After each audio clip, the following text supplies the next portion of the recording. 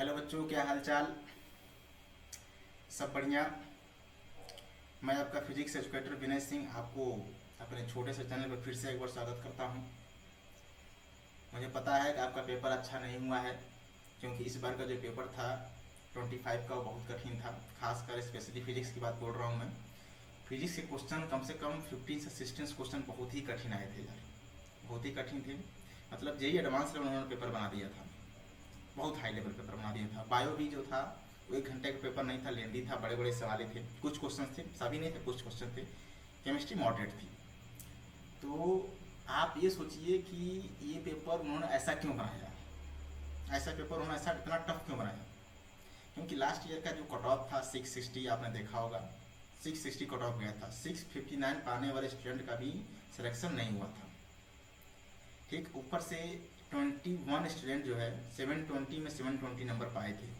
आप जहाँ बोल रहे हैं कि नीट का एग्ज़ाम जो है इंडिया का टफेस्ट एग्ज़ाम है, उस एग्ज़ाम को आउट ऑफ आउट पाने में 21 स्टूडेंट हैं, तो किस बात का टफ होगा। नहीं होगा ना, एक दो होता है, एक दो चलिए पा गए, ठीक है। 21 स्टूडेंट पाए थे, 21, 720 में 720। तो उस कट ऑफ को, उस नंबर को देखते हुए उन्होंने ऐसा पेपर डिजाइन किया था, ऐसा पेपर निकाला था एनटीए वालों ने। तो बिल्कुल घबराना नहीं है, ऐसे पेपर जब भी आए तो आपको बहुत पेशेंस से, बहुत धैर्य से काम लेना है। आपसे गलती हुई होगी, पता है कहाँ आपसे गलती हुआ होगा। आप जो है सोच कर गए होंगे एग्जाम में, आपका जो माइंड सेट होगा वो ये होगा कि हमें कम से कम 650 प्लस नंबर लेकर आने हैं। आपका माइंड सेट ये होगा, आप ये सोच कर गए होंगे कि मैं इस बार कम से कम 650 या 670 तक लाऊंगा। क्यों? क्योंकि लास्ट ईयर का जो कट ऑफ था वो 660 था। तो आप ये माइंड सेट बना कर गए थे कि हमें इस बार नंबर 660 लेकर आना है, 660 प्लस लेकर आना है, तभी मेरा सिलेक्शन होगा। और पेपर ऐसा कठिन बना था कि आप 660 तक पहुंच ही नहीं पाएंगे। पेपर इतना कठिन बना था तो 660 तक आप पहुंच ही नहीं पाएंगे। और आपका माइंड सेट ये था कि मुझे जो है 660 प्लस नंबर लेकर आने हैं, इसलिए पेपर थोड़ी सी गलत हो गई। आपको थोड़ा सा सोचना चाहिए था। जैसे पेपर कठिन मिले ना, कठिन सब नहीं थे, 15 से 16 क्वेश्चन कठिन थे। उन कठिन क्वेश्चंस में इजी क्वेश्चंस भी थे। हमें उन इजी क्वेश्चंस को टारगेट करना है, हमें उन इजी क्वेश्चंस को टारगेट करके करना है। पूरे पूरे क्वेश्चन नहीं करने हैं, इतने मतलब सवाल आते हैं उतने ही करने हैं। पूरे पूरे में आप करने चले गए कि 660 प्लस लेकर आना है, उसके चक्कर में पेपर आपका खराब हो गया होगा, जहाँ तक मुझे पता है। तो ये जैसे कठिन पेपर बने तो आपको थोड़ा सा पेशेंस से, धैर्य से काम लेना है कि अगर पेपर कठिन है तो कट ऑफ कम जाएगा, तो हमें जो भी क्वेश्चंस करने हैं वो इफेक्टिव क्वेश्चंस करने हैं। चलिए कोई बात नहीं, होता है, क्या कर सकते हैं। तो ये ध्यान में रखकर तैयारी करिए कि पेपर वैसा बना सकते हैं। सभी क्वेश्चंस नहीं रहेंगे, क्यों नहीं रहेंगे? क्योंकि 1 घंटे में पेपर करना है। तो वो भी जानते हैं कि 1 घंटे में पेपर करना है, तो ऐसा नहीं बनाएंगे कि आप 1 घंटे में ना कर पाओ, ऐसा पेपर वो बनाएंगे ही नहीं। तो बैलेंस पेपर होता है। तो जो कठिन क्वेश्चन है उसका जो टाइम है आप इजी वाले में आप आराम से स्पेंड कर सकते हो। तो चलिए कोई नहीं, हम एक सीरीज लेकर आए हैं, एक सीरीज लेकर आए हैं, देखिए ज़रा।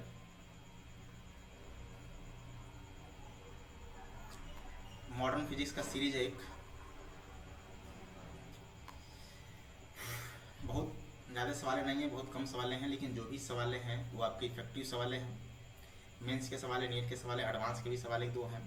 जो भी क्वेश्चंस हैं एकदम बढ़िया सवाल हैं, दिमाग की बत्ती जलाने वाले सवाल हैं। ठीक है, तो चलिए क्वेश्चन नंबर 1 से स्टार्ट करते हैं। क्या कह रहा है क्वेश्चन नंबर 1? क्वेश्चन नंबर कह रहे हैं कि when light of given wavelength, कह रहे हैं कि कोई लाइट है जो किसी मेटल सरफेस पर बन रहा है, और पढ़ने पर कह रहे हैं कि minimum potential needed to stop the emitted photon 6 volt दिया हुआ है। आप जानते हैं आइंस्टीन साहब का जो फोटो इलेक्ट्रिक इक्वेशन था, आइंस्टीन साहब का जो फोटो इलेक्ट्रिक इक्वेशन था वो था H इंटू न्यू। ये है energy of photon, H into new बोलते हैं energy of photon, minus minus लगाते हैं वर्क फंक्शन। ठीक, और ये होता है के मैक्स। क्या होता है? के मैक्स, मैक्सिमम काइनेटिक एनर्जी। ठीक, इस मैक्सिमम काइनेटिक एनर्जी को हम लिखते हैं एक और फार्मूला टर्म्स में, E into V naught, E into V naught. आपको सर वी नॉट क्या है? वी नॉट को बोलते हैं स्टॉपिंग पोटेंशियल। क्या बोलते हैं? Stopping potential. स्टॉपिंग पोटेंशियल वो पोटेंशियल होता है जो सबसे हाईएस्ट एनर्जेटिक काइनेटिक एनर्जी वाले इलेक्ट्रॉन को रोकने के लिए लगाया जाता है, जो कैथोड से एनोड पर जाते हैं। जो इलेक्ट्रॉन कैथोड से एनोड पर जाते हैं उनको रोकने के लिए, जो सबसे एनर्जेटिक होते हैं, सबसे हाईएस्ट वेलोसिटी के जो इलेक्ट्रॉन होते हैं, उनको रोकने के लिए कैथोड से जो एनोड पर जाते हैं, जो पोटेंशियल हम लगाते हैं उसको बोलते हैं स्टॉपिंग पोटेंशियल। ये जो हमने लिखा है फार्मूला किसके टर्म्स में? फ्रीक्वेंसी टर्म्स में, लेकिन यहाँ पर वेवलेंथ दिया हुआ है। इसी फार्मूले को एक और फार्मूला होता है, एक और फार्मूला होता है वो है एच सी बाई लेमडा। क्या है? H C. ध्यान से देखिएगा, इसी फार्मूले को जो है हम लेमडा टर्म्स में लिख रहे हैं, तो H C divided by lambda minus, ठीक है, माइनस लगाएंगे, ठीक, क्या लगाएंगे? माइनस, ठीक। वर्क फंक्शन क्या होता है? Work function. और ये बराबर होता है किसके? और ये बराबर होता है आपका, और ये बराबर होता है के, मैक्सिमम काइनेटिक वाले इलेक्ट्रॉन का, के मैक्स। किसका होता है? के मैक्स, ठीक। या इसी को हम चाहते हैं तो लिख सकते हैं ई इंटू वी नॉट। क्या लिख सकते हैं? ई इंटू वी नॉट, जहाँ वी नॉट क्या है? Stopping potential. ये आपको दिया गया है, ये आपको दिया गया, कितना दिया गया जरा बताओ? तो ई इंटू कितना दिया गया? 6 दिया गया है। कितना दिया गया है? 6, ई इंटू 6, ठीक है। इसको इक्वेशन नंबर चाहो तो आप 1 बना लो। क्या बना लो? इक्वेशन नंबर 1, ठीक। आप कह रहे हैं कि this potential drop to 0.6 volt, another source जिसका वेवलेंथ जो है, कह रहे हैं कि 4 टाइम्स से पहले का इंटेंसिटी आधा है। तो कोई नहीं, इसको इक्वेशन नंबर 1 बनाया। दूसरे में क्या लिखेंगे? H C by 4 lambda. क्या लिखेंगे? एच सी बाई 4 लेमडा, क्योंकि बोला हुआ है कि अब जो वेवलेंथ आ रहा है लाइट का, उसका जो वेवलेंथ है वो कितना है? 4 लेमडा है। कितना है? 4 लेमडा। तो माइनस क्या लिखोगे? वर्क फंक्शन लिखोगे। क्या लिखोगे? माइनस का वर्क फंक्शन। किसके बराबर होगा? ये होगा के मैक्स। किसके बराबर होगा? के मैक्स। किसके बराबर होगा? के इंटू मैक्स, ठीक, के मैक्स। अब ये के मैक्स किसके बराबर होगा जरा बताओ? ये के मैक्स होगा 0.6 इंटू ई। इसको आप इक्वेशन नंबर चाहो तो 1 बना दिया था, इसको 2 बना दो। क्या बना दो? 2। इसको इक्वेशन नंबर 2 बना दो। इन दोनों को आप माइनस कर दीजिए। माइनस करेंगे तो ये वर्क फंक्शन कट जाएगा। इसमें से इसमें माइनस करेंगे जो, देखो मैं सीधे लिख रहा हूँ direct. H C by lambda common करने के बाद, एच सी बाई लेमडा को कॉमन करने के बाद क्या बनेगा? एच सी बाई लेमडा को कॉमन जब करेंगे, देखिए इधर एच सी बाई लेमडा को जब कॉमन करेंगे तो क्या बनेगा? एच सी बाई लेमडा को जब कॉमन करेंगे तो देखिए इधर बनेगा आपका, इधर ब्रैकेट लगा लो आप, ठीक, इधर ब्रैकेट है, ये ब्रैकेट है। तो क्या बनेगा? 1 माइनस 1/4। क्या बनेगा? 1 माइनस 1/4, ठीक है। इधर माइनस करेंगे तो इधर कितना हो जाएगा? इधर हो जाएगा आपका 5.4। कितना हो जाएगा? 5.4 इंटू ई। ये हो जाएगा आपका इतना। आप क्या करिए, हमको चाहिए लेमडा, हमको क्या चाहिए? लेमडा। ई को इधर नीचे डिवाइड कर दो आप। ई को डिवाइड करेंगे तो एच सी, क्यों डिवाइड कर रहा हूँ अभी देखिएगा, H C by E, H C by E. अच्छा, लेमडा को भेज दिए इधर, लेमडा इधर मल्टीप्लाई में है, सॉरी डिवाइड में, तो इधर जाएगा मल्टीप्लाई में हो जाएगा। इसको सॉल्व करेंगे तो ये कितना हो जाएगा? 3/4 हो जाएगा। कितना हो जाएगा? 3/4। किसके बराबर जरा बताओ? तो हो जाएगा 5.4। किसके बराबर हो जाएगा? 5.4 इंटू लेमडा, 5.4 इंटू लेमडा। यहाँ से जो लेमडा की वैल्यू आ जाएगी, जरा बताइए वो कितनी आ जाएगी? आप देखिए जरा, आपको क्या दिया गया है? आपको दिया गया है, आप देखिए आपको दिया गया है एच सी बाई ई की वैल्यू आपको दिया गया है। एच सी बाई ई की वैल्यू कितना दिया गया? 1.24 10⁻⁴ ये आपको दिया गया है। तो यहाँ पर लिखिए 1.24 10⁻⁴ कितना है? तो 10⁻⁴ सर -6 है, -6 है, ठीक। ये आपको दिया गया है। इंटू क्या करोगे? 3/4 करोगे। क्या करोगे? 3/4, ठीक। अच्छा, ये मल्टीप्लाई में, तो मल्टीप्लाई में इधर क्या निकलेगा? इधर डिवाइड निकलेगा। कितना होगा सर? तो हो जाएगा 5.4। कितना जाएगा? 5.4। तो यहाँ से लेमडा की जो वैल्यू आती है, लेमडा की वैल्यू वो आता है आपको निकल कर। इसको सॉल्व कर लीजिएगा। तो कुछ सवाल नहीं, कुछ कठिन नहीं, बस थोड़ा सा कैलकुलेशन है इस सवाल में। एडवांस पूछा गया लेकिन पूछा है नहीं सवाल में दम। यह जाएगा 1.72। कितना जाएगा? 1.72 10⁻⁻7। कितना जाएगा? -7। इसको सॉल्व कर लीजिएगा, ठीक है, मीटर में। ये लेमडा आएगा मीटर में। ये हो जाएगा वेवलेंथ ऑफ लाइट। हमसे पूछ रहे हैं, ये तो हो गया वेवलेंथ। दूसरा क्या पूछ रहे हैं? Work function. आप इस लेमडा को जब इसमें रखेंगे, किसी एक ही क्वेश्चन रख दीजिए, इसमें रख दीजिए, किसी एक में रख दीजिए। मैं इसको जो है रफ कर रहा हूँ, आप एक इक्वेशन रख दीजिए। तो एच सी बाई, ठीक है, क्या हो जाएगा? लेमडा। देखो यहाँ से देखना, इधर एक सेकंड रुक जाओ। आप जो लिखे हैं इक्वेशन इधर देखिए जरा, एच सी बाई लेमडा। अगर लेमडा की वैल्यू हम नैनोमीटर में रखते हैं, अगर लेमडा की वैल्यू हम नैनोमीटर में रखते हैं, तो एच सी जो होता है ये होता है 1242। क्या होता है? 1242। अगर आप ऐसे लिखोगे 1242, तो ये आता है इलेक्ट्रॉन वोल्ट में, 1242 आता है इलेक्ट्रॉन वोल्ट में। और इसमें जो लैम्डा होता है, ये वेवलेंथ, लाइट का जो वेवलेंथ होता है वो होता है किसमें, वो होता है आपका नैनोमीटर में। किसमें होता है, नैनोमीटर में। लेकिन हमने जो वेवलेंथ निकाला हुआ है वो नैनोमीटर में नहीं है, वो मीटर में है। तो आप क्या कर सकते हैं, इसको अगर मीटर में बनाएंगे नैनोमीटर में तो कितना हो जाएगा, जरा बताओ कितना हो जाएगा। अगर इसको आप बनाओगे नैनोमीटर में तो कितना हो जाएगा, हो जाएगा 172। कितना हो जाएगा, 172 ये हो जाएगा नैनोमीटर में। अच्छा, ये बाकी जो टर्म आएगा किस में आएगा, इलेक्ट्रॉन वोल्ट में। तो माइनस वर्क फंक्शन लिखोगे, क्या लिखोगे, माइनस का वर्क फंक्शन किसके बराबर होगा, जरा बताओ। ये हो जाएगा आपका किसके बराबर, 6 इंटू ई। किसके बराबर, 6 इंटू ई। यहाँ से देखो इस कटेगा कितने टाइम्स में, लगभग 7 टाइम्स में कटेगा ये, कितने टाइम्स में। यहाँ से बस सॉल्व करना है। सॉल्व करने के बाद जो वर्क फंक्शन आता है उस मेटल सरफेस का, वो उसका जो मतलब वैल्यू होती है 1.2 इलेक्ट्रॉन वोल्ट। 1.2 ये आता है वर्क फंक्शन उस मेटल सरफेस का। कितना है, 1.2 ये आ जाएगा वर्क फंक्शन उस मेटल सरफेस का। कितना है जरा बताइए, कितना है ये, 1.2। कितना है, 1.2 इलेक्ट्रॉन वोल्ट। क्या है, 1.2 इलेक्ट्रॉन वोल्ट। यह आ जाए उस सरफेस का, उस मेटल सरफेस का वर्क फंक्शन। क्या आ जाए, उस मेटल सरफेस का वर्क फंक्शन। कितना आया है, 1.2 इलेक्ट्रॉन वोल्ट। आप देख सकते हैं first option is the right answer. बस सॉल्व करना है। जेईई एडवांस 2022 पूछा जरूर गया, लेकिन सवाल में कोई दम नहीं है, कोई भी दम नहीं सवाल में। जेईई एडवांस का दम 2 कौड़ी का सवाल है, एकदम 2 कौड़ी का सवाल है ये, बस सिर्फ कैलकुलेशन है ये। चलिए नेक्स्ट क्वेश्चन चलते हैं। कह रहे हैं कि इफ लैम्डा दिया गया, लैम्डा 2 दिया, कह रहे हैं कि third member of Lyman and first member of the Paschen series. आपको पता है third member of Lyman series क्या होता है, तो ये होता है स्पेक्ट्रल लाइन।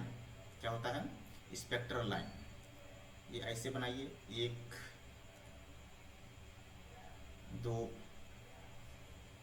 स्पेक्ट्रल लाइन बना रहा हूँ, स्पेक्ट्रल लाइन है, इसे बोलते हैं स्पेक्ट्रल लाइन। क्या बोलते हैं, स्पेक्ट्रल लाइन,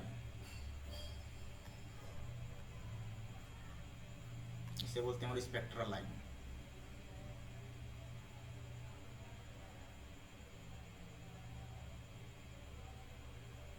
थर्ड मेंबर किसे बोलेंगे, थर्ड मेंबर,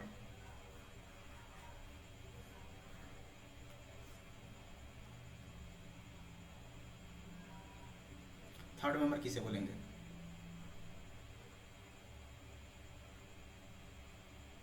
थर्ड मेंबर।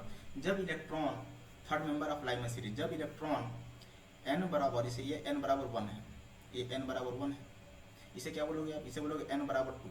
क्या बोलोगे, n बराबर 2, इसे बोलोगे आप n बराबर 2। ठीक है, इसे क्या बोलोगे, इसे बोलोगे n बराबर 3। क्या बोलोगे आप, n बराबर 3।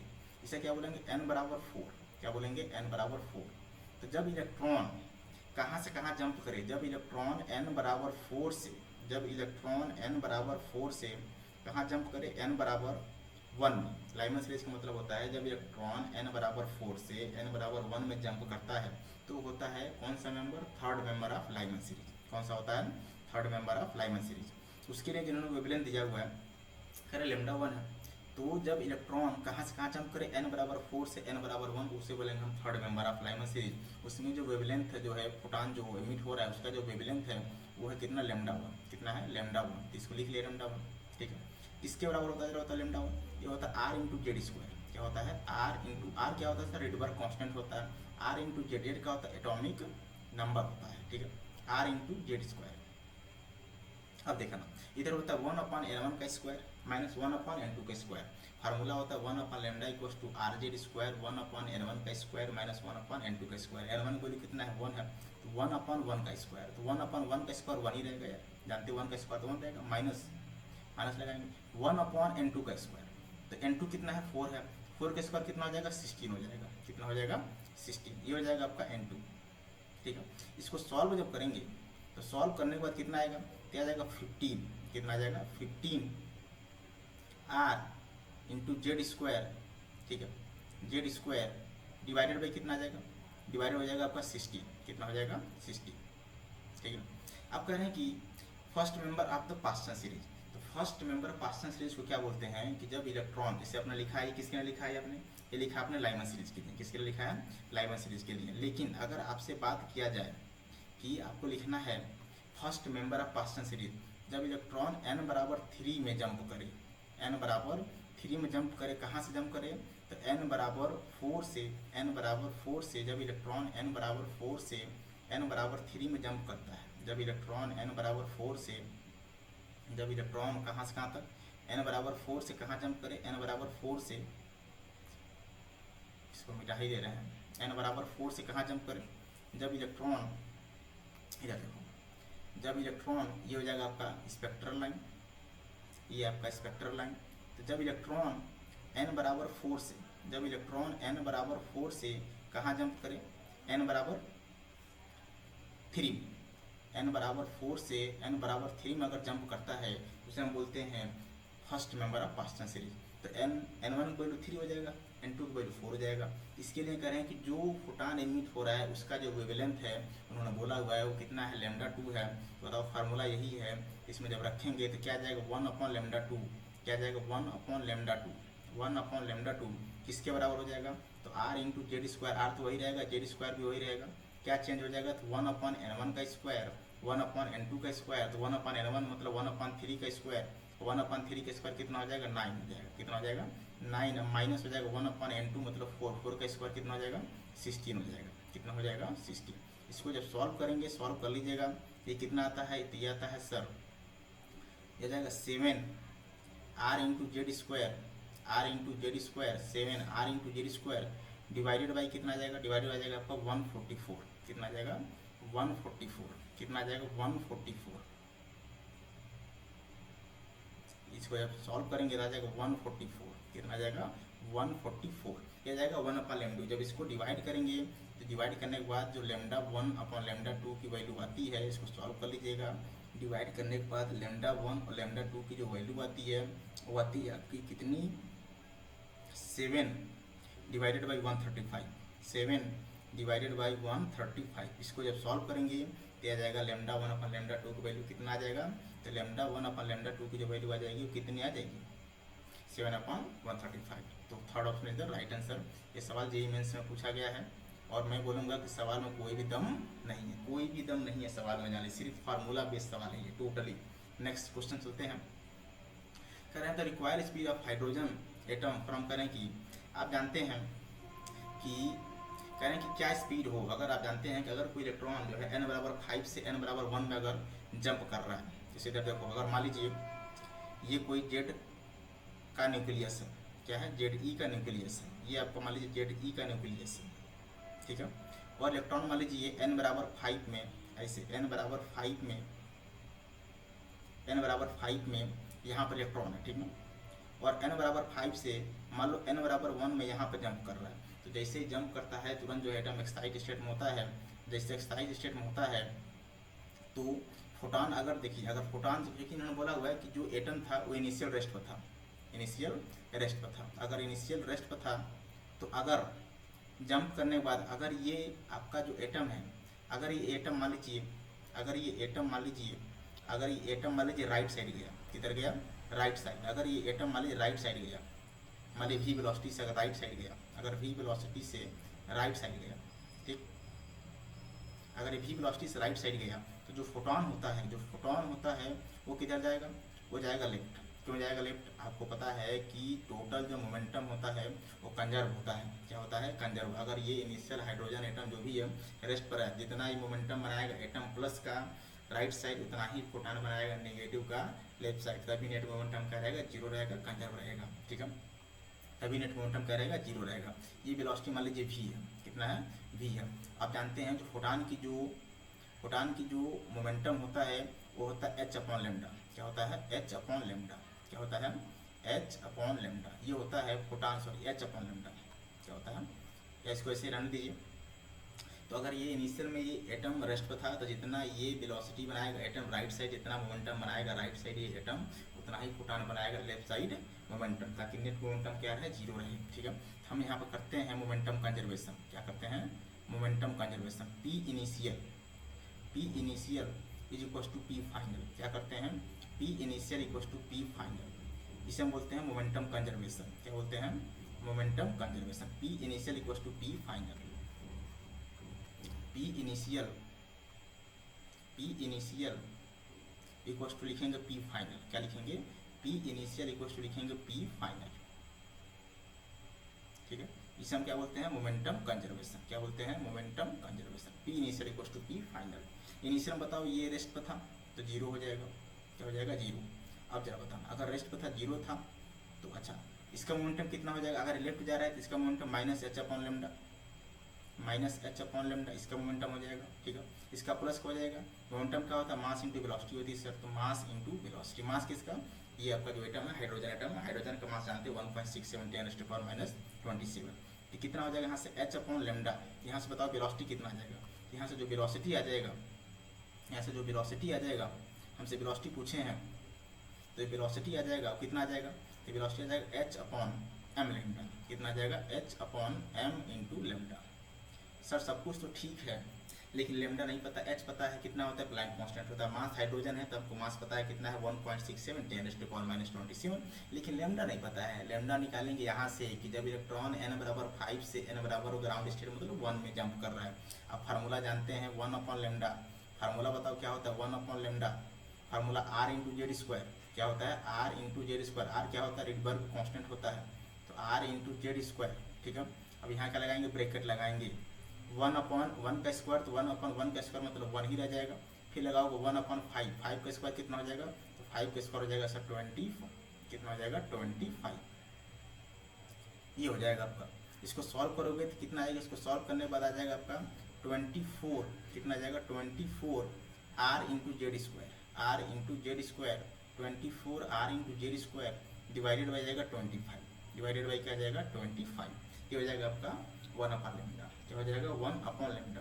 तो यहाँ जब रखेंगे वेलोसिटी में, तो वेलोसिटी क्या था, वेलोसिटी था आपका H upon M, H upon M, ठीक है, इंटू 1 अपॉन लेमडा आप निकाल चुके हो।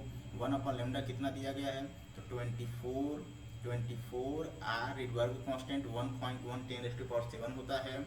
अच्छा जेड आपका 1 है क्योंकि हाइड्रोजन एटम है तो 1 हो जाएगा। नीचे क्या लिखोगे, तो नीचे हो जाएगा आपका 25, कितना हो जाएगा 25। एच की value 6.68 10 to power minus 34, M की value 1.67 10 to power minus 27। Solve करेंगे तो वेलोसिटी थोड़ा सा बस सॉल्व करना है, बस इसका जो है कैलकुलेशन ही जो भी है कैलकुलेशन है 4.17 सॉल्व कर लीजिएगा, कैलकुलेशन ही है बस, बाकी कुछ नहीं है इस क्वेश्चन में।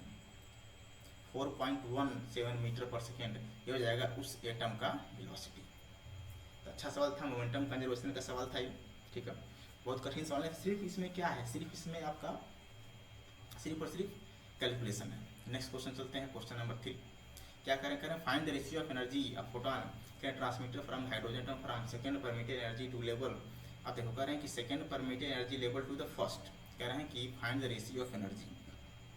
जो एनर्जी होता है, जो एनर्जी होता है वो क्या होता है, डेल्टा E1 मान लीजिए, क्या मान लीजिए, डेल्टा E1, ठीक है। तो डेल्टा E1 कितना होता है, डेल्टा E1 कितना होता है, तो 13.6, ठीक है, जेड स्क्वायर 13.6 जेड स्क्वायर इधर होता है आपका 1 अपॉन N1 का स्क्वायर, क्या होता है 1 अपॉन N1 का स्क्वायर। तो कह रहे हैं कि कहाँ से सेकेंड से 1, तो 1 अपॉन 1 का स्क्वायर 1 ही रहेगा, ठीक है, माइनस 1 अपॉन 2 का स्क्वायर कितना करोगे तो 4 हो जाएगा, ये कितना हो जाएगा 4 हो जाएगा। इसको सॉल्व करेंगे तो कितना आ जाएगा, ये क्या जाएगा 13.6 जेड स्क्वायर हो जाएगा आपका 3/4, कितना आ जाएगा 3/4 हो जाएगा ये। आप क्या कह रहे हैं, ये तो डेल्टा E1 है। फिर कह रहे हैं कि highest permitted energy level to the first permitted level, highest का मतलब n बराबर इन्फिनिटी, जब इलेक्ट्रॉन n बराबर इन्फिनिटी में होता है तो उसका जो एनर्जी होता है सबसे ज़्यादा होता है, हाईएस्ट होता है। तो यहाँ पे क्या लिखोगे 13.6 जेड स्क्वायर, जेड हो जाएगा, साथ हाइड्रोजन आइटम है तो जेड की वैल्यू 1 हो जाएगी। अच्छा 1 अपॉन 1 में आ रहा है तो 1 अपॉन 1 का स्क्वायर तो 1 ही रहेगा, इन्फिनिटी हो जाएगा क्योंकि हाईएस्ट बोला हुआ है, हाईएस्ट का मतलब इन्फिनिटी, और इन्फिनिटी का स्क्वायर लिखेंगे, इन्फिनिटी मतलब 1/0, ये पूरी टर्म 0 हो जाएगा, क्या हो जाएगा पूरा टर्म क्या हो जाएगा 0 हो जाएगा। 0 होने के बाद क्या बचेगा, 0 होने के बाद क्या बचेगा, सिर्फ बचेगा आपका 13.6, सिर्फ और सिर्फ बचेगा 13.6, क्या बचेगा 13.6, सिर्फ और सिर्फ क्या बचेगा 13.6, गर्मी बहुत ज़्यादा है, क्या बचेगा 13.6, तो यहाँ पे लिखेंगे 13.6, ठीक है, जेड स्क्वायर, सिर्फ ये बचेगा। दोनों को डिवाइड करोगे, डिवाइड करने के बाद डेल्टा E1 अपन डेल्टा E2 क्या आएगा, तो डेल्टा E1 डेल्टा E1 जो आ जाएगा, डेल्टा E1 क्या आ जाएगा, डेल्टा E1 जो आएगा, जो डेल्टा E1 आएगा वो कितना आएगा, डेल्टा E1, डेल्टा E1, ठीक, डिवाइडेड बाई क्या लिखोगे, डेल्टा E2, क्या लिखोगे, डेल्टा E2, ठीक है, डेल्टा E2 कितना आएगा, तो आ जाएगा सर 3/4, कितना आ जाएगा, 3/4, हमसे यही पूछा ना ये, हाँ, second permitted energy to first, ठीक है, 3/4 is the answer, 3/4 is the first. JEE Main से पूछा गया सवाल में कोई भी दम नहीं है, कोई भी दम है ही नहीं सवाल में, सिर्फ फार्मूला बेस्ड सवाल है। नेक्स्ट क्वेश्चन चलते हैं, क्वेश्चन नंबर 5। कह रहे हैं कि सम एनर्जी लेवल दिया गया है मॉलिक्यूल, ठीक है, कोई दिक्कत नहीं है, रेशियो बताना है, दिया गया आर बताना है। देखो कितना आसान सवाल है ये। कर इलेक्ट्रॉन यहाँ से यहाँ जंप कर रहा है, कहाँ से कहाँ तक, यहाँ से यहाँ तक। आप जानते हैं जो डेल्टा ई होता है, डेल्टा ई, ठीक है, वो कितना होता है, डेल्टा ई, जो डेल्टा ई होता है उसका फार्मूला क्या होता है, डेल्टा ई का E2 माइनस E1 क्या होता है, E2 माइनस E1, तो E2 माइनस E1 क्या लिखोगे, E2 minus E1, E2 minus E1, E2 कितना जरा बताओ, E2 आप कह रहे हैं कि कहाँ से कहाँ जंप कर रहा है, यहाँ से E से -4/3 में, तो यहाँ आप लिखेंगे -4/3E, क्या लिखोगे, -4/3E,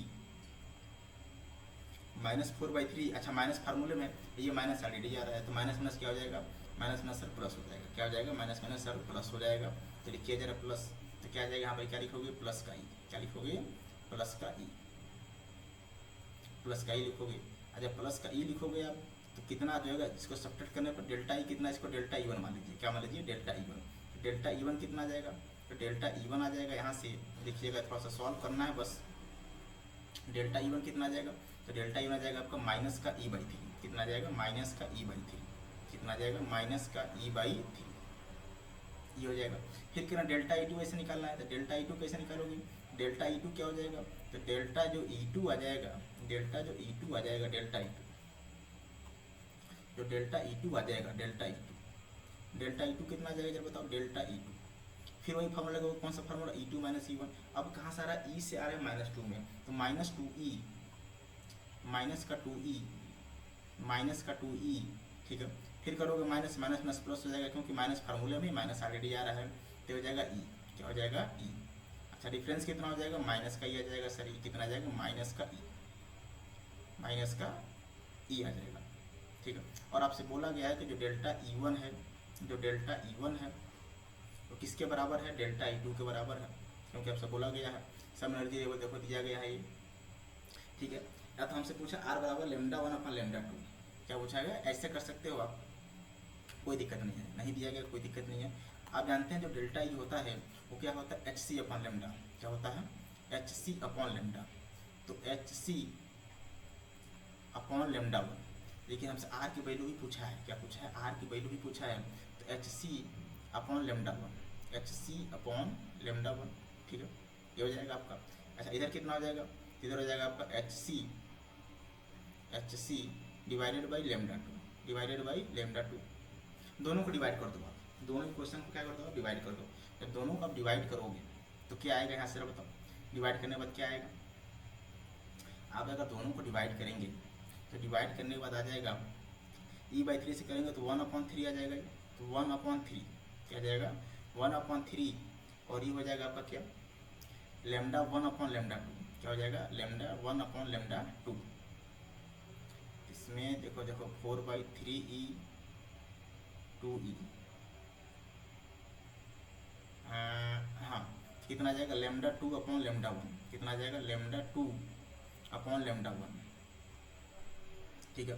और इसका वैल्यू कितना दिया हुआ है, R दिया, लेकिन λ1 दिया 1/R। यहाँ से देखो जरा, यहाँ से थोड़ी सी बहुत कहीं कैलकुलेशन में मिस्टेक हो रही है, हमें लग रहा है थोड़ी बहुत कहीं कैलकुलेशन में मिस्टेक हो रही है। डेल्टा E1 क्या हो जाएगा, कह रहे हैं कि सम, हाँ ये चाहिए λ2 है, वही बोल रहा हूँ मैं, ये λ2 है, सॉरी सॉरी सॉरी सॉरी, थोड़ा वो देखिए मिस्टेक होती है, तो ये λ2 है आपका, ये क्या है, ये λ2 है, ये आपका λ2 है, ठीक है ना।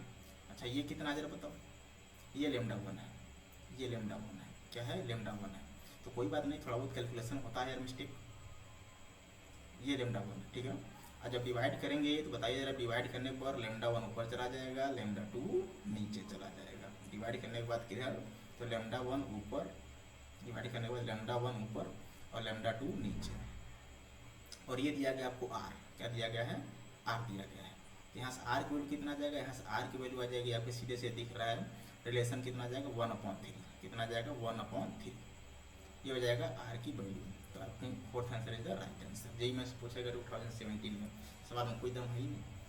नेक्स्ट, गर्मी बहुत ज़्यादा है, कह रहे हैं कि अब प्रोटॉन न्यूट्रॉन दिया गया है, इलेक्ट्रॉन अल्फा पार्टिकल दिया गया है, सेम एनर्जी दिया गया है। कह रहे हैं कि डी ब्रॉगली वेवलेंथ, आप जानते हैं जो डी ब्रॉगली वेवलेंथ होता है, डी ब्रॉगली साहब का जो वेवलेंथ होता है वो कितना होता है, वो होता है H/P, ठीक। या इसी को हम लिखते हैं एनर्जी के टर्म्स में, तो वो जो आता है एनर्जी के टर्म्स में वो आता है H अपॉन, क्या आता है, H अपॉन, क्या आता है, H अपॉन, एनर्जी के टर्म्स में क्या आता है, तो H अपॉन, ठीक है, विद इन रूट, क्या आता है, विद इन रूट 2mk, कितना आता है 2mk, ये आता है। अब देखो सब इन्होंने बोला हुआ कि एनर्जी सेम है, H कांस्टेंट होता है, यहाँ से जो लेमडा आता है निकल कर वो इनवर्सली प्रोपोर्शनल टू 1/√m, क्या आता है 1/√m, ये होता है लेमडा। अब देखो जिसका मास जितना ज़्यादा उसका लेमडा उतना कम, क्योंकि इनवर्सली प्रोपोर्शनल है। आप जानते हैं जो प्रोटॉन होता है, प्रोटॉन और न्यूट्रॉन का मास आपस में बराबर होता है। मास ऑफ, देखो यहाँ पर मास ऑफ प्रोटॉन लगभग बराबर होता है, mass of proton and neutron लगभग बराबर होते हैं, ठीक। इनका तो वेवलेंथ लगभग सेम होगा। मास ऑफ इलेक्ट्रॉन कितना होता है, मास ऑफ इलेक्ट्रॉन आप जानते हैं 9.1 10⁻³ सबसे कम होता है। प्रोटॉन का मास कितना होता है 1.67 10⁻27, इलेक्ट्रॉन का मास 9.1 10⁻31, तो इलेक्ट्रॉन का मास सबसे कम। अल्फा पार्टिकल क्या होता है, तो अल्फा पार्टिकल जानते हैं जो है हाइड्रोजन का न्यूक्लियस होता है 2He, क्या होता है 2He4, मतलब 2 ऑफ मास इलेक्ट्रॉन। तो आप यहाँ पे क्या लिखोगे, तो 2 यहाँ पे देखो अल्फा पार्टिकल के लिए क्या हो जाएगा, अल्फा पार्टिकल के लिए आप क्या लिखेंगे, अल्फा पार्टिकल के लिए ये हो जाएगा 1/रूट के अंदर 2, क्या लिखोगे, रूट के अंदर 2 इंटू रूट के अंदर 2 इंटू me, क्या लिखोगे 2 इंटू me, ठीक है 2 इंटू me।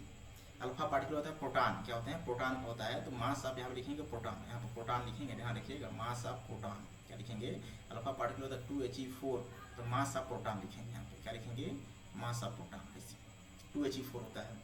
तो जिसका मास सबसे कम उसका लेमडा सबसे ज़्यादा, सबसे मास कम किसका होता है, इलेक्ट्रॉन होता है, तो उसका लेमडा सबसे ज़्यादा होगा। उसके बाद किसका होगा, प्रोटॉन का होगा, प्रोटॉन इलेक्ट्रॉन का आपस में बराबर होता है। उसके बाद अल्फा का आएगा, तो जो ऑर्डर आ जाएगा आपका वेवलेंथ का, सबसे ज़्यादा किसका होगा, इलेक्ट्रॉन का होगा। सर क्यों होगा, क्योंकि इसका मास सबसे कम है, इससे ज़्यादा सबसे ज़्यादा होगा। उसके बाद किसका होगा, तो लेमडा चाहे आप प्रोटॉन लिखिए चाहे आप न्यूट्रॉन लिखिए, चाहे आप प्रोटॉन लिखिए चाहे आप न्यूट्रॉन लिखिए, इन दोनों का आपस में क्या होगा, बराबर होगा, क्या होगा, बराबर होगा न्यूट्रॉन। उसके बाद क्या होगा, lambda alpha particle, lambda of alpha particle, ये हो जाएगा। तो आप देख रहे होंगे थर्ड ऑप्शन इधर राइट आंसर आएगा। नीट का सवाल है, सॉरी जेई का सवाल है, एकदम बेहतरीन सवाल तो नहीं बोल सकते, कॉन्सेप्ट का सवाल है। नेक्स्ट, फिर अल्फा पार्टिकल दिया गया है, कार्बन 12 एटम दिया गया है, सेम काइनेटिक एनर्जी का रेशियो डी ब्रॉगली वेवलेंथ बताना है कार्बन अल्फा पार्टिकल। फिर वही चीज़ बताऊंगा कि जो अल्फा भी लिखा था आपने कि लेमडा क्या आता है, जरा बताओ। लेमडा की जो वैल्यू होती है वो क्या होती है, H upon within root to m into K क्या होता है, काइनेटिक एनर्जी होती है, ठीक है। अब कह रहे हैं कि देखो ये एनर्जी सब सेम है, तो फिर बोलोगे कि लेमडा यहाँ से जो है वो इन्वर्सली प्रोपोर्शनल टू क्या हो जाएगा, वो इन्वर्सली प्रोपोर्शनल टू क्या हो जाएगा 1/√m, क्या हो जाएगा 1/√m, ये आ जाएगा आपका। अब कह रहे हैं कि lambda of alpha particle, lambda of alpha particle कितना होता है, जरा बताओ। अल्फा पार्टिकल का मास कितना होता है, अल्फा पार्टिकल वो होता है आपका 1 डिवाइडेड बाई, अच्छा ध्यान रखना अल्फा पार्टिकल है रे, अल्फा पार्टिकल चार्ज होता है 2e या मास होता है 4। यहाँ पे देखो जो पिछला सवाल था यार, ये पिछला सवाल यहाँ पे देखिए, यहाँ पर जो अल्फा पार्टिकल लिखेंगे ना, यहाँ पर थोड़ा देखो गलत हो गया है, यहाँ 4 लिखेंगे, अब ध्यान रखिएगा यहाँ पर क्या लिखेंगे, क्योंकि जो अल्फा पार्टिकल होता है आप जानते हैं अल्फा पार्टिकल को हम बोलते हैं हीलियम का न्यूक्लियस 2He4, क्या बोलते हैं 2He4। ये तो उस पर चार्ज हो गया यार, ये तो चार्ज हो गया, ये मास नंबर होगा, तो यहाँ पर लिखते हैं 4, क्या लिखते हैं 4, ठीक ना। यहाँ पर 2 चार्ज हो गया, ये हो गया 4, तो 4 हो जाएगा, वैसे भी कम ही होगा क्योंकि 1/4 डिवाइड मारा है, कोई दिक्कत नहीं है। अब जरा बताओ, तो यहाँ पर क्या हो जाएगा, यहाँ पर हो जाएगा 4, ठीक है, मास ऑफ प्रोटॉन या जो भी एम होता है जानते हैं आप। अच्छा, लेमडा अल्फा हो गया, ये लेमडा कार्बन के लिए लिखेंगे, लेमडा कार्बन क्या हो जाएगा, प्रोपोर्शनल में आ जाएगा 1 डिवाइडेड बाई कार्बन कितना होता है 12 होता है, जानते हैं आप कितना होता है 12 EMU होता है, कितना होता है EMU। तो चाहे तो आप मास लिखो या ना लिखो, यहाँ पर कोई दिक्कत नहीं है ना, आप चाहे तो मास लिखिए या मत लिखिए, ठीक है। तो यहाँ पर आ जाएगा आपका 12, इसमें आ जाएगा, लेकिन सारे जो वैल्यू होंगे किस में होते हैं EMU में होते हैं। हमसे रेशियो पूछे हैं, किसका रेशियो पूछे हैं, lambda alpha particle divided by lambda C, क्या हो जाएगा रेशियो जरा बताओ। अब रेशियो में क्या होता है, ये अपोजिट हो जाएगा, तो ऊपर चला जाएगा आपका कितना, ऊपर चला जाएगा 12 और नीचे रह जाएगा 4, क्या रह जाएगा 4। ऐसा है तो बताओ, इसको जब रेशियो डिवाइड करोगे तो lambda alpha particle divided by lambda C, divided by lambda C कितना आ जाएगा ये बताओ जरा। ये जाएगा आपका रूट के अंदर 3, कितना आ जाएगा रूट के अंदर 3 डिवाइडेड बाई 1, तो आंसर आपको दिख गया होगा। थर्ड जेईई मेन से पूछा गया सवाल है, सवाल में कोई भी दम नहीं है। नेक्स्ट कह रहे हैं which level of the single ionise carbon, कह रहे हैं same energy ground state of the hydrogen atom. फिर वही आप जानते हैं कि जो एनर्जी होती है, फार्मूला आप अभी लिखा था आपने कि डेल्टा जो ई होता है उसका जो फार्मूला होता है वो क्या होता है, क्या होता है जब बताओ। 13.6 क्या होता है 13.6 Z square divided by N square, Z square divided by N square, ये होता है एनर्जी, ठीक है। इन्होंने बोला हुआ है कि कार्बन का सिंगल आयनाइज एटम, कार्बन का सेम एनर्जी, ठीक है। कार्बन है तो बताओ कार्बन का एटॉमिक नंबर कितना होता है, जानते हैं आप कार्बन का एटॉमिक नंबर कितना होता है 6 होता है। तो 13.6 इंटू 6 के स्क्वायर कितना हो जाएगा 36 हो जाएगा सर, कितना हो जाएगा 36। नीचे क्या हो जाएगा, नीचे हो जाएगा आपका एन का स्क्वायर, क्या हो जाएगा एन का स्क्वायर, नीचे क्या हो जाएगा एन का स्क्वायर, नीचे हो जाएगा आपका एन का स्क्वायर, ठीक है। ये डेल्टा E1 मान लीजिए आप, क्या मान लीजिए आप कह रहे हैं कि सेम जो है डेल्टा E2 सेम एनर्जी मिल रही है कब, जब हाइड्रोजन एटम का जिन्होंने बोला हुआ ग्राउंड स्टेट का, किसका बोला हुआ है ग्राउंड स्टेट का था। 13.6 क्या लिखोगे 13.6 जेड स्क्वायर 1 हो जाए क्योंकि हाइड्रोजन एटम है, ग्राउंड स्टेट मतलब 1 होता है। तो इन दोनों का आप इसको E2 मान लो, इसको E2 मान लो, और आपसे बोला गया है कि जो डेल्टा E1 है, क्या है डेल्टा E1 है, जो डेल्टा E1 है, जो डेल्टा E1 है वो किसके बराबर है, जो डेल्टा E1 है, जो डेल्टा E1 है आपका किसके बराबर है डेल्टा E2 के, किसके बराबर है डेल्टा E2 के। जो डेल्टा E1 है सेम एनर्जी मिल रही है डेल्टा E2 के बराबर है, आपको बोला गया क्वेश्चन में। जब ऐसा होगा बताओ, ये 13.6 से ये सारा वैल्यू कट जाएगा, तो यहाँ से एन स्क्वायर डायरेक्ट दिख रहा है आपको, एन स्क्वायर की जो वैल्यू होगी वो किसके बराबर होगी सर, तो बराबर होगी किसके 36 की। तो यहाँ से एन की वैल्यू कितना आ जाएगा, तो यहाँ से एन की वैल्यू आ जाएगा आपका 6, कितना आ जाएगा 6 आ जाएगा, जो एन की वैल्यू आ जाएगा वो कितना आ जाएगा 6 आ जाएगा।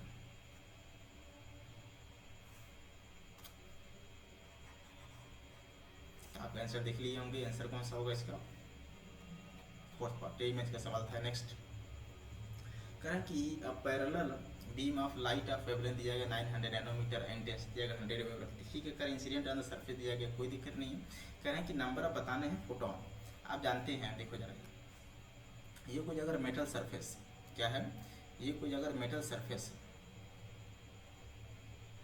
ये कोई अगर मेटल सरफेस है, ठीक है, ये कोई अगर मेटल सरफेस है और इस पर अगर लाइट पड़ रही है ऐसे, ठीक है, इस पर अगर मान लाइट ऐसे पड़ रही है, ठीक है, ऐसे लाइट पड़ रहा है, ऐसे बोल सकते हैं कि फोटॉन पड़ रहा है। इसका जो एरिया होगा सरफेस का वो ऐसे नॉर्मल आएगा, इस डायरेक्शन में एरिया आएगा इसका, ठीक ना, कोई दिक्कत नहीं है। इन्होंने क्या बोला हुआ है, इन्होंने बोला हुआ है,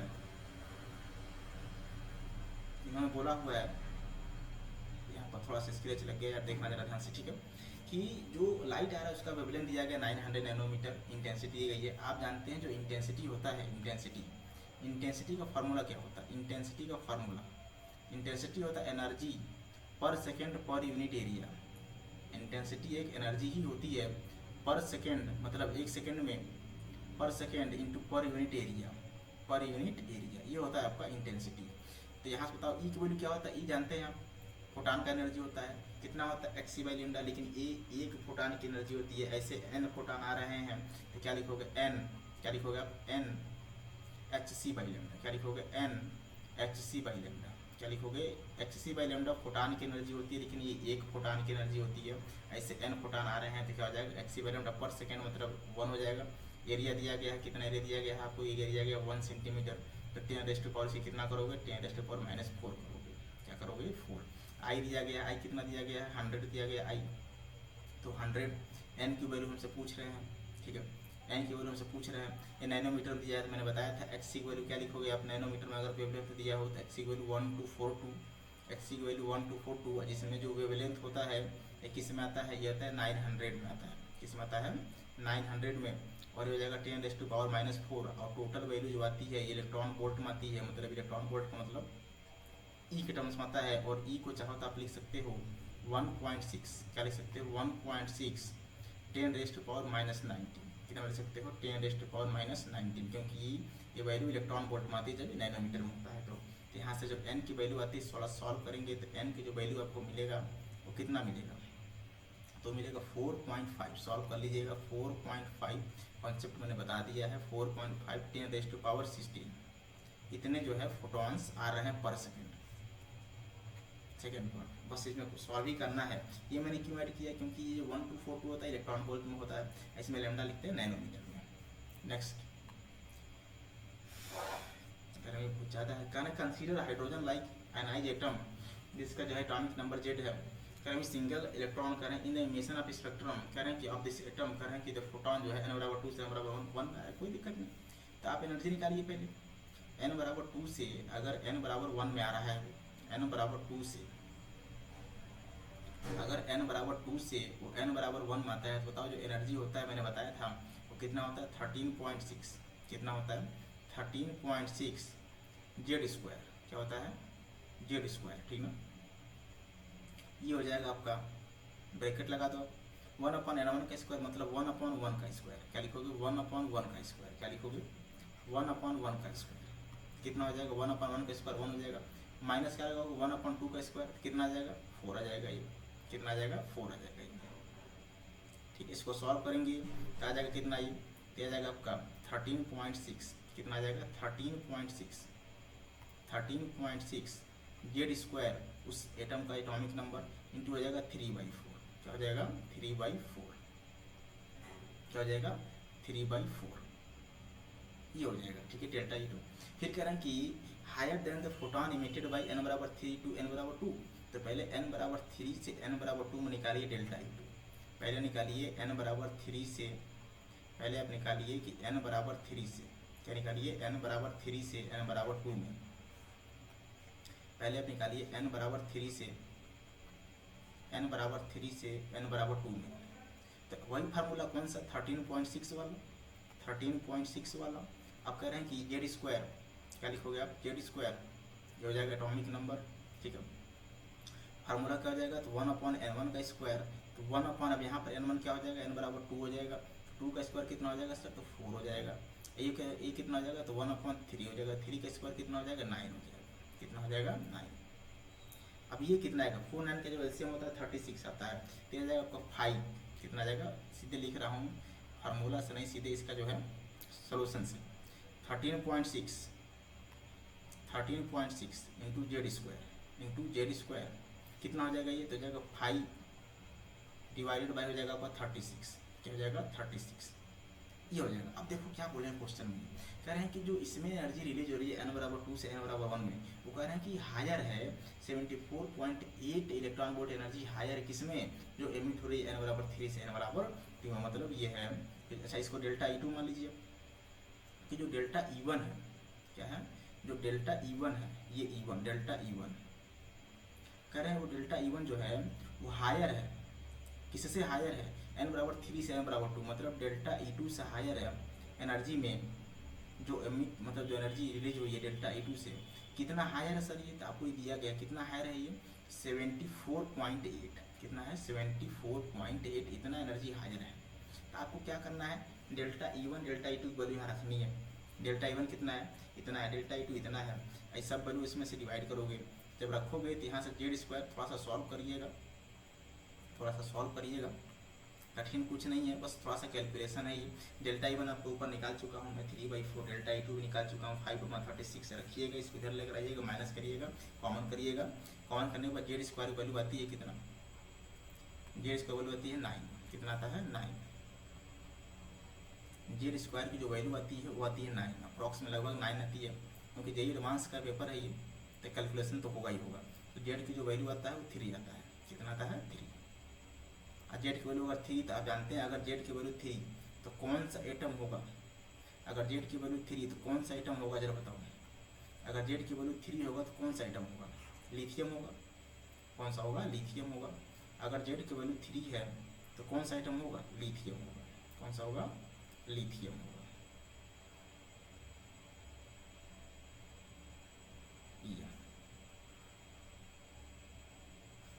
अगर जेड की वैल्यू 3 है तो लिथियम होगा। जेई एडवांस में पेपर पूछा गया सवाल, ये सवाल में दम नहीं है, थोड़ा सा बस यही समझना था कि डेल्टा ई टू जो एनर्जी हो रही है वो हायर देन 74 पॉइंट देन किसके, डेल्टा ई टू, बस इतना ही था। जेई एडवांस में पूछा गया 2018 में, थोड़ा कैलकुलेशन है बस, बाकी कुछ नहीं है सवाल में।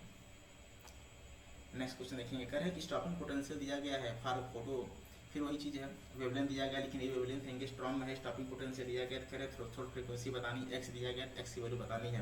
आइंस्टीन साहब का क्वेश्चन बताओ जरा क्या था, आइंस्टीन साहब का क्वेश्चन कितना था, जिन्होंने बोला स्टॉपिंग पोटेंशियल दिया गया है, वेवलेंथ दिया गया है, तो क्या लिखोगे, एच सी अपॉन लेमडा, क्या लिखोगे आप, एच सी अपॉन लेमडा, तो H C upon lambda minus work function, क्या लिखेंगे, माइनस वर्क फंक्शन, किसके बराबर होता है ये, तो ये होता है के मैक्स के बराबर होता है, किसके बराबर होता है, तो के मैक्स, और ये के मैक्स किसके बराबर होता है, तो ये आप जानते हैं E into V naught, stopping potential के बराबर होता है। और ये आपको दिया गया स्टॉपिंग पोटेंशियल कितना दिया गया है, तो 0.42, कितना दिया गया है, 0.42 इंटू ई, ये आपको दिया गया। एच सी को बताओ जरा कितना होता है, 1242, कितना होता है 1242, इसको सॉल्व, एच की वैल्यू जानते हैं कितना होता है 6.63 10⁻34, सी की वैल्यू 3 × 10⁸।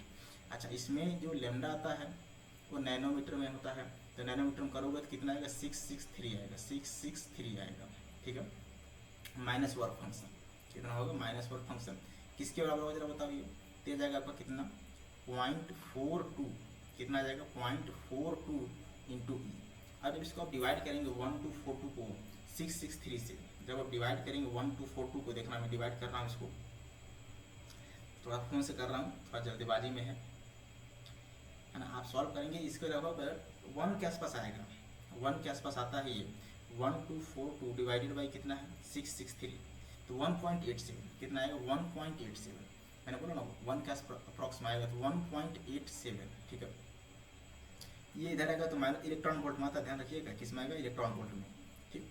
ये आ जाएगा 0.42 इंटू ई, किसके बराबर होगा सर ये, तो हो जाएगा आपको वर्क फंक्शन के बराबर हो जाएगा।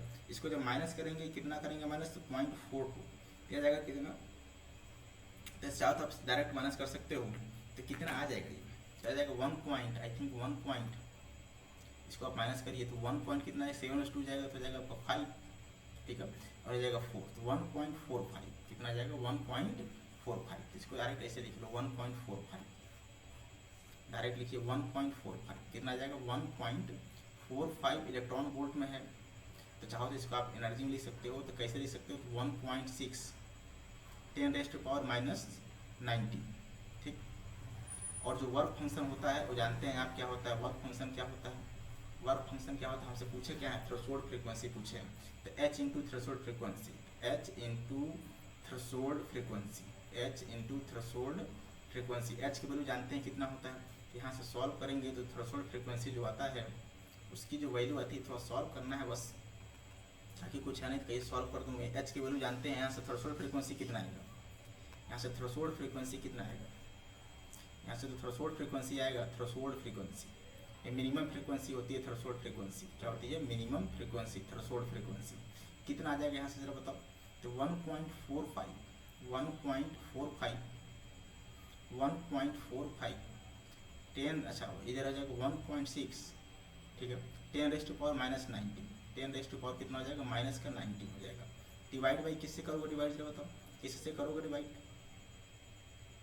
किससे करोगे डिवाइड बताओ, आप डिवाइड करेंगे किससे, एच की वैल्यू कितना होता है 6.63, 6.63, 10 रेस्ट टू पावर आता है आपका माइनस का 34, कितना आता है माइनस का 34। अब देखो रो डेसिमल पर कट जाएंगे, ये माइनस ऊपर जाता है प्लस आता है, तो यहाँ से थ्रेशोल्ड फ्रीक्वेंसी आती है, सॉल्व करेंगे थोड़ा सा, तो यहाँ से जो थ्रेशोल्ड फ्रीक्वेंसी आएगी उसका जो वैल्यू होता है अप्रॉक्स में इन्होंने बोला हुआ है, इंटीजर में बोला हुआ है, तो आता है कितना, वो आता है आपका, थोड़ा सा सॉल्व करेंगे तो 35 अप्रॉक्स में 10⁻⁶ आता है, कितना आता है 10⁻⁶। सॉल्व करने के बाद तो इन्होंने एक्स की वैल्यू पूछा हुआ है, तो एक्स की वैल्यू यहाँ से सीधे लिखेंगे कितना 35, कितना लिखेंगे 35। देखिए इस सवाल में आपको कुछ नहीं करना था, इस सवाल का सिर्फ और सिर्फ क्या है, इस सवाल में सिर्फ और सिर्फ क्या है, इस सवाल में सिर्फ और सिर्फ आपका कैलकुलेशन है, क्या है कैलकुलेशन है। यहाँ से जो थ्रेशोल्ड फ्रीक्वेंसी आती है, थ्रेशोल्ड फ्रीक्वेंसी उसकी जो वैल्यू होती है वो कितनी होती है, थ्रेशोल्ड नहीं एक्स की वैल्यू, किसका निकाला था हमने, एक्स की वैल्यू निकाला था, तो जब एक्स की वैल्यू आया था वो कितना आया था 35, कितना आया था 35, ये हो जाएगा एक्स की वैल्यू, यहाँ पर भरेंगे 35, यहाँ पर 13 होता है, सॉरी यहाँ पर कितना होता है 13 होता है। तो बस इसको सॉल्व करना है, सॉल्व करने में कोई बहुत बड़ी समस्या नहीं है। 35 यहाँ पर आ जाएगा, 13 आ जाएगा, कितना आ जाएगा 13, ठीक है। तो सॉल्व कर लीजिएगा, देखो कट जाएगा, ये माइनस ऊपर जाएगा तो प्लस हो जाएगा, इस 16 से देखो ये कितना, इसको मल्टीप्लाई करेंगे तो लगभग यही आएगा आप लोग का, ठीक है। नेक्स्ट देखते हैं, जेईई में से पूछा गया सवाल है ये, सिर्फ कैलकुलेशन सवाल में कॉन्सेप्ट कुछ नहीं है। करें द लाइट, करें टू डिफरेंट फ्रिक्वेंसी दिया गया है 3.8 1.4, करें केल्विन जो है सरफेस दिया गया है, फंक्शन दिया गया है, रेशियो ऑफ, देखो वही सवाल है यार ये, कि जो एनर्जी होती है मैंने बताया था एनर्जी कितना होता है एच इंटू न्यू, जो एनर्जी एक्सी बाई लेमडा भी लिखते हैं, एच इंटू न्यू भी लिखते हैं, H into new minus work function, और ये जो होता है वो होता है maximum kinetic energy of electron, maximum kinetic energy of electron. देखो एनर्जी दी गई है, कितनी दी गई है 3.8, कितनी दी गई है तो 3.8, वर्क फंक्शन कितना दिया गया है, वर्क फंक्शन दिया गया आपको देखो 0.6, कितना दिया गया है 0.6, ये क्या हो जाएगा, तो हो जाएगा Q1, क्या हो जाएगा Q1, ठीक है। ये Q1 कितना आएगा ये बताओ, यहाँ से Q1 की वैल्यू डायरेक्ट निकालिए, पहले Q1 निकाल ही लीजिए, कितना आएगा Q1 जरा बताओ, जब माइनस करोगे आप तो हो जाएगा आपका लगभग आ जाएगा ये 3.2, कितना आ जाएगा 3.2, आ जाएगा ये 3.2, ठीक है। इलेक्ट्रॉन वोल्ट में आएगा, ध्यान रखना है किस में आएगा, इलेक्ट्रॉन वोल्ट में, यहाँ लिख भी दे रहा हूँ इलेक्ट्रॉन वोल्ट। फिर निकालिए K2, करे 1.4 एनर्जी के लेकर आ रहा है फोटॉन, तो 1.4 लिखोगे आप, माइनस वर्क फंक्शन कितना आया तो 0.6 है, कितना है 0.6 है, ठीक है। किसके बराबर होगा जरा बताओ, तो हो जाएगा K2 के बराबर, किसके बराबर हो जाएगा तो K2, यहाँ से K2 कितना जाएगा, यहाँ से K2 की जो वैल्यू आएगी K2 वो कितना है K2 की वैल्यू, तो माइनस करेंगे तो आ जाएगा 0.8, कितना आ जाएगा 0.8, इलेक्ट्रॉन वोल्ट में आएगा, ध्यान रखिएगा इलेक्ट्रॉन वोल्ट में। तो रेशियो पूछा है यार, तो रेशियो मतलब K1 अपॉन K2, क्या पूछे हैं K1 divided by K2, K1 divided by K2, ये आपसे रेशियो पूछा गया है। रेशियो कितना आएगा जरा बताओ, तो रेशियो आ जाएगा, जब इसको देखो डिवाइड करोगे तो 4 टाइम्स में कटेगा, कितना टाइम्स में कटेगा 4। K1 क्या होता है आप जानते हैं, K होता है हाफ एम वी स्क्वायर, तो एम तो कट जाएगा, तो आ जाएगा V1 का स्क्वायर, V1 का स्क्वायर डिवाइडेड बाई V2 का स्क्वायर, डिवाइडेड बाई V2 का स्क्वायर, किसके बराबर होगा जरा बताओ, तो हो जाएगा 4/1, किसके बराबर हो जाएगा तो 4/1। हमसे पूछे हैं V1/V2, क्या पूछे हैं V1/V2, तो V1/V2 कितना हो जाएगा, तो V1/V2 हो जाएगा सर 2:1, क्या हो जाएगा 2:1, V1/V2 हो जाएगा 2:1, ये हो जाएगा।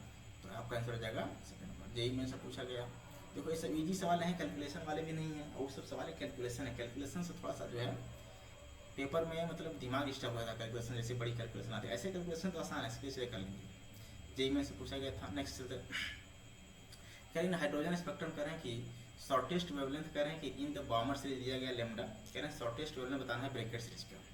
तो आप जानते हैं जो बामर सीरीज होता है, कह रहे हैं स्पेक्ट्रम शॉर्टेस्ट पूछा गया है वेवलेंथ। शॉर्टेस्ट वेवलेंथ तब होता है जब इलेक्ट्रॉन एम बराबर इन्फिनिटी से कहाँ जंप करे, लाइन बामर मतलब क्या होता है, बामर मतलब क्या होता है, मतलब n बराबर इन्फिनिटी से n बराबर 4 में जंप करे। देखो मैं यहाँ पे बना रहा हूँ स्पेक्ट्रल लाइन, यहाँ पे मैं बना रहा हूँ स्पेक्ट्रल लाइन, ये पहला हो गया, ये दूसरा हो गया, ठीक। तो जब इलेक्ट्रॉन कहाँ से कहाँ जंप करे, जब इलेक्ट्रॉन जंप करे आपका कहाँ से कहाँ तक, जब इलेक्ट्रॉन जंप करे n बराबर इन्फिनिटी से, n बराबर इन्फिनिटी से, ठीक, n बराबर इन्फिनिटी से इलेक्ट्रॉन जंप करे, किस में जंप करे, तो n बराबर 4 में, किस में जंप करे, 4 में, ठीक है। तो वहाँ पर कह रहे हैं कि जो आपका मिलेगा शॉर्टेस्ट वेवलेंथ मिलेगा, ठीक है, क्या मिलेगा, शॉर्टेस्ट वेवलेंथ।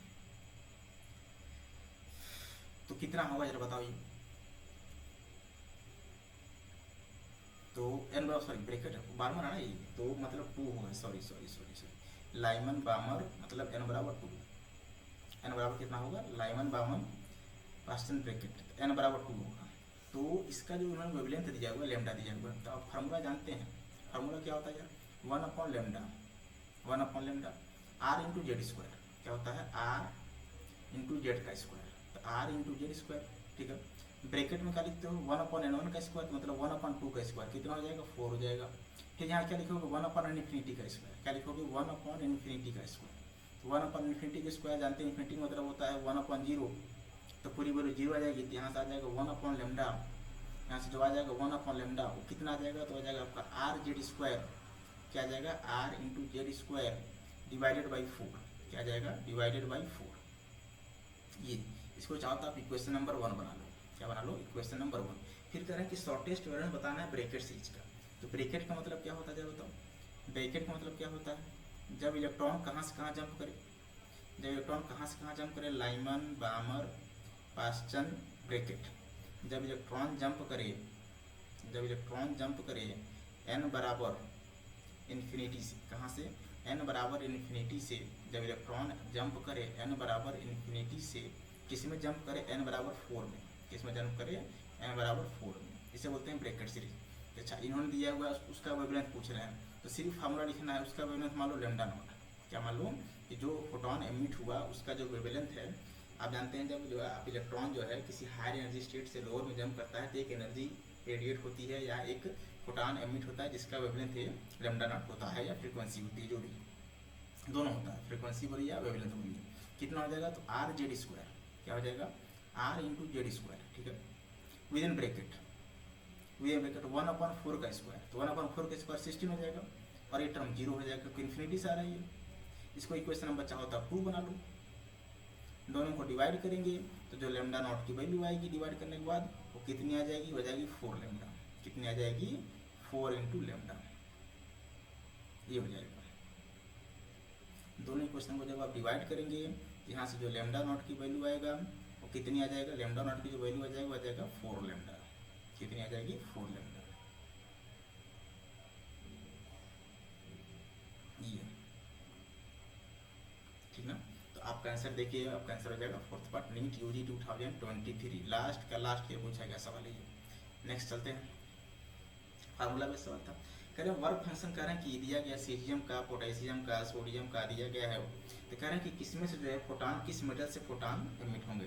तो ध्यान से देखना, फोटान उसी मेटल से एमिट होता है जिसमें फोटान की जो एनर्जी होती है वो मेटल सरफेस से ज़्यादा, मेटल सरफेस के वर्क फंक्शन से ज़्यादा हो। क्यों, क्योंकि जो फोटान एनर्जी एमिट, सॉरी जो इलेक्ट्रॉन एनर्जी एमिट करता है, किसका एनर्जी एमिट करता है, फोटान का। जो फोटान आप डालते हो किसी मेटल सरफेस पे, जैसे मेटल सरफेस पर आप किसी एनर्जी को डालते हो, किसी फोटान को डालते हो, तो उसमें अंदर जो इलेक्ट्रॉन होते हैं, उस सरफेस के अंदर के जो इलेक्ट्रॉन होते हैं वो इलेक्ट्रॉन इस फोटान की एनर्जी को या इस लाइट की एनर्जी को एब्जॉर्ब करके तुरंत बाहर निकलते हैं। तो बाहर तभी निकलेंगे, वो बाहर तभी निकलेंगे जब वह एनर्जी जो उन्होंने फोटान की एनर्जी को एमिट, जो मतलब एब्जॉर्ब किया, वह एनर्जी उनके जो है वर्क फंक्शन से ज़्यादा हो, तभी जो है उस सरफेस से बाहर निकल पाएंगे। क्यों, क्योंकि जो एनर्जी एब्जॉर्ब करते हैं कुछ ना कुछ एनर्जी वर्क फंक्शन को पेमेंट करनी होती है, जिसे हम बोलते हैं वर्क फंक्शन।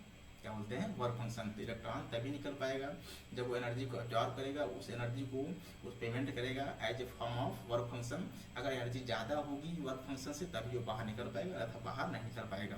तो आप देखो, आपसे बोला गया है वर्क फंक्शन दिया गया है, देखो इसका, ठीक है, कितना दिया गया। तो जो ई, देखो जो एनर्जी होती है इलेक्ट्रॉन की, जो एनर्जी होती है, यहाँ देखिए फार्मूला है, जो एनर्जी होती है ई बोलिए या एच न्यू बोलिए, क्या सीधे सीधे एच न्यू लिखो, क्या लिखो, एच न्यू, क्या लिखो, एच न्यू, क्या लिखिए, एच न्यू। अगर इज ग्रेटर देन, अगर फोटान की जो एनर्जी है, ये मतलब फोटान जो एनर्जी, मतलब इलेक्ट्रॉन जो एनर्जी एमिट किया, उसकी जो एनर्जी है अगर ज़्यादा है वर्क फंक्शन से, किससे ज़्यादा है, वर्क फंक्शन से, तभी जो है फोटॉन क्या होते हैं, एमिट होते हैं। तभी फोटॉन क्या होते हैं, एमिट होते हैं, मतलब निकलते हैं इलेक्ट्रॉन, फोटॉन नहीं सॉरी इलेक्ट्रॉन। तभी इलेक्ट्रॉन क्या होते हैं, बाहर निकलते हैं उस मेटल सरफेस से। कब, जब जो इलेक्ट्रॉन इस एनर्जी को एब्जॉर्ब किया, किसकी एनर्जी को सर, तो फोटॉन की एनर्जी को एब्जॉर्ब किया। जब ये एनर्जी एब्जॉर्ब करता है एच न्यू, वो एनर्जी किससे ज़्यादा हो, वर्क फंक्शन के, मेटल के वर्क फंक्शन से ज़्यादा हो, तभी क्या होंगे, इलेक्ट्रॉन एमिट होंगे। देखो जरा पहला क्या दिया इन्होंने, कह रहे हैं कि वर्क फंक्शन जो है कितना दिया पहले का 2.14, और कह रहे हैं जो एनर्जी इंसिडेंट हो रही है ये कितना है 2.2। अब देखो 2.2 इज ग्रेटर देन किससे, 2.14 से। देखो जो फोटॉन की एनर्जी आ रही है वो 2.20 है। मेटल सरफेस का जो वर्क फंक्शन है सीजीएम का वो कितना है 2.14। यहाँ पर आप देख सकते हैं कि 2.20 इज ग्रेटर देन, किससे ग्रेटर देन है, तो वर्क फंक्शन, किसका वर्क फंक्शन सर, तो ये वर्क फंक्शन है सीजीएम मेटल का। किसका है, सीजीएम मेटल का, ग्रेटर देन। इस मेटल सरफेस से इलेक्ट्रॉन एमिट होंगे। ठीक है, कौन सा है ये, सीजीएस। कौन सा है, सीजीएस, सीएस। ठीक, अब देखो यार दूसरा कह रहे हैं पोटेशियम। पोटेशियम का वर्क फंक्शन कितना है 2.30। जो एनर्जी जो इलेक्ट्रॉन एब्जॉर्ब कर रहा है कितना है 2.20। अब ये 2.20 is less than work function, is less than work function. Work function कितना है, तो आप वर्क फंक्शन देख सकते हैं 2.30 है। कितना है 2.30। इसमें से कोई भी इलेक्ट्रॉन बाहर नहीं निकलेंगे इस मेटल सरफेस से, पोटेशियम के मेटल सरफेस से इलेक्ट्रॉन बाहर नहीं निकलेंगे। तीसरा क्या है जरा बताओ, तीसरा कह रहे हैं जो एनर्जी एब्जॉर्ब किया इलेक्ट्रॉन ने फोटॉन का वो कितना है 2.20। ठीक है, और जो पोटेशियम नहीं, जो सोडियम का मेटल सरफेस का जो वर्क फंक्शन है वो कितना है 2.75 पे, मतलब लेस देन है। तो 2.75 ये भी लेस देन है किसका, सोडियम का। इसमें सभी इलेक्ट्रॉन एमिट नहीं होंगे। ठीक है, इसमें से भी इलेक्ट्रॉन एमिट नहीं होंगे, किसमें से होंगे, ये आपका सीजीएस मेटल है, ओनली सीजीएस मेटल। अच्छा सवाल था ये, नीट 2023 का सवाल है, अच्छा सवाल है ये। कह रहे हैं कि ग्राफ बनाना है 1/λ² और काइनेटिक एनर्जी का। आप जानते हैं, अभी मैंने बताया था आपको, अभी मैंने लिखा था कि जो लेमडा होता है ऐसे लिखेंगे 1 ऐसे बोल सकते लेमडा डी ब्रोगली, क्या लिखेंगे, लेमडा डी ब्रोगली साहब। डी ब्रोगली साहब का जो लेमडा होता है, ठीक है, डी ब्रोगली साहब का लेमडा, वो आपकी फार्मूला आपने लिखा था, क्या लिखा था, H/P। मोमेंटम टर्म्स में H/P था, क्या था, मोमेंटम टर्म्स में H/P। यही लेमडा हमने लिखा था एनर्जी टर्म्स में, वो कितना था यार, तो वो था H/ डिवाइडेड बाई रूट के अंदर, क्या था, रूट के अंदर 2m इंटू एनर्जी के, या ई भी बोल सकते हैं, यहाँ पे इन्होंने ए दिया हुआ है। ठीक है, ये है। ठीक, आपसे कह रहे हैं कि ये हमें बनाना 1/λ का स्क्वायर। आप क्या करिए, दोनों तरफ स्क्वायर कर दीजिए, इस इक्वेशन में दोनों तरफ स्क्वायर कर दीजिए। जब स्क्वायर करेंगे यार तो इधर हो जाएगा लेमडा का स्क्वायर, क्या हो जाएगा, लेमडा का स्क्वायर। ये क्या होगा, तो हो जाएगा h का स्क्वायर, क्या हो जाएगा, h का स्क्वायर। नीचे क्या हो जाएगा जरा बताओ, नीचे रूट हट जाएगा तो बचेगा 2m इंटू के, 2m इंटू के।